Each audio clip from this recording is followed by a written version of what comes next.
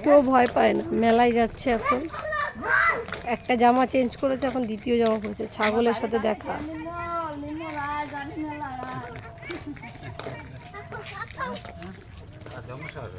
ওকে নিয়ে রাস্তায় বেরোনো রীতিমতন একটা যুদ্ধ করা, যে যে ওর সাথে যায় সে সে সবাই জানে। না আগেই ভালো ছিল, ছোটোবেলায় সবার কোলে কোলে করে যেত, এত দুষ্টুমিও করতো না। একটা সেকেন্ডের জন্য আমার মা ওর হাত ছাড়তে পারে না, মানে এত দুষ্টুমি করে।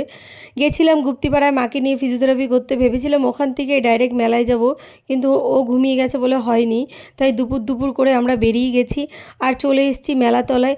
আর এইখানে এসে ও আমাকে বলছে, মা তোমার চ্যানেলটাকে লাইক ও সাবস্ক্রাইব করে দিও, এর জন্য হাতটা দিয়ে দেখাচ্ছে। আর এটা নিয়ে আমাদের 3 বছর ঠাকুর দেখতে আসা আমার মায়ের। আর মাকে দেখে তো আমি মুগ্ধ হয়ে গেছি, ভেবেছিলাম তো আমি যাব না। এই সত্যি কথা বলতে, কালনার রানীমাকে যদি তুমি না দেখো, দেখেছো কি? মা অন্তর্যামী, মা চাইলে সমস্ত কিছু হয়। আমি ভেবেছিলাম আসবো না, মা কিন্তু আমাকে টেনেছে, তাই আমি চলে গেছি মায়ের কাছে। তো ওইখান থেকে প্রণাম করে বেরিয়ে গেছি, একটুখানি মসকুন্দিনী ঘাটের দিকে যাব। আর মা ওকে একটা সেকেন্ড, একটা মিনিটের জন্য ছাড়তে পারে না, এতটাই দুষ্টুমি করে।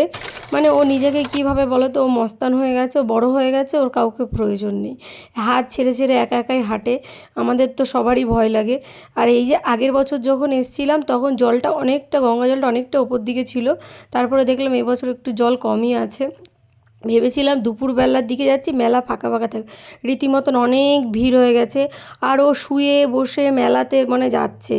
ও একটু পরে মানে এইখানে যা দুষ্টুমি করছে, বাড়ি যাওয়ার সময় তার ডবল কান্না করতে করতে যাবে, বুঝতে পেরেছো?